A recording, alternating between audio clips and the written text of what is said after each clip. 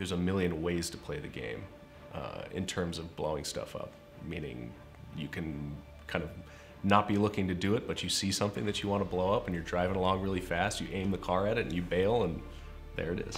So kind of everything's a weapon. And then there's also weapons. For me, it was always about like how ridiculous can I go? So I build something kind of big and I'm like, a little more. I'm like, okay. So I finally was like, okay, I'm gonna just dial this up to like 30 and see what happens on a 10 scale. And like, perfect. I'm like, yeah, okay, well, let's see if we can maintain that for the whole game. And we have, so that's awesome. You know, we're a part of a section of games that have been focused on next gen since the beginning. And this allows us to do things that maybe the crossover titles weren't able to do up front. I mean, games like Uncharted is obviously amazing in how they script these sequences, but it's of course entirely pre-designed and canned. We try to avoid canned experience as much as possible, so it's all based on cause and effect. The world feels more reactive to what you do. It's not just one explosion. You get this shockwave, you get signs falling, you get people running away, you get kind of things burning, and it feels more alive. We noticed early on that when things blew up, the little pieces would fly just into the stratosphere, and so we changed to a pressure-based explosion algorithm. So now when things explode, it's kind of more like a real explosion and things follow a shock wave outwards. So you get more of this kind of debris sort of spraying. And frequently, some of the larger bits you can then interact with afterwards, use those pieces to, you know, sort of dual tether them into other things, and you know, it's a playground. That seems to be one of the big challenges that we face. Isn't even so much how do you blow something up. It's easy to blow something up. It's what happens when you blow it up and why it blows up. And you know, if you have something that's moving very fast and colliding with the surface, does it blow up under those circumstances? And we have to figure out, you know, how and when and why. Because if you're working on a school bus and you have to think about well, what if that school bus was in the air flying into a mountain? What would that, because we have to think about that, you know, because it's that kind of game.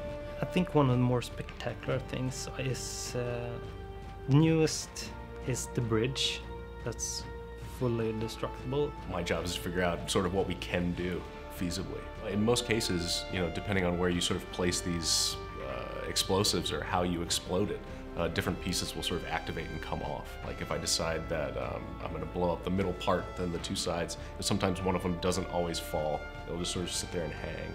You know, you'll see cars kind of like, you know, driving off the edge. The vision for it was more taken from movies, so we wanted it to be a bit more spectacular. One of the challenges that we've run into, which is an interesting challenge to have, is making too much stuff too awesome.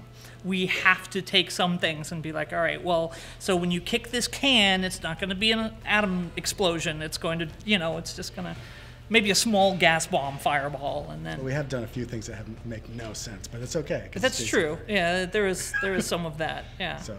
Sure, it's not the most realistic thing in the world, but sometimes realism can be left for reality. And when I'm playing a game, I want to sometimes be surreal. And the game Just Cause is kind of about that. It's a guy with a grapple hook on his arm that can do it without it detaching his arm from his body. Doing it too realistically would perhaps be a bit dull, so we tried to amp it up just a bit. The vehicle team really came up with an idea to change the way destruction works. We spent more time on the fidelity of vehicle destruction. Instead of just doing deformation, which is really cool, they actually added things like hinged parts on it. So you actually get the side view mirror hanging off the side. It seems like a small detail, but when you're driving around and smashing into a wall, you actually get that amazing return of, you know, it gives life to the vehicle. For the most part, our game is about movement and that traversal space, so the destruction is a joyful response, a reactivity in the world.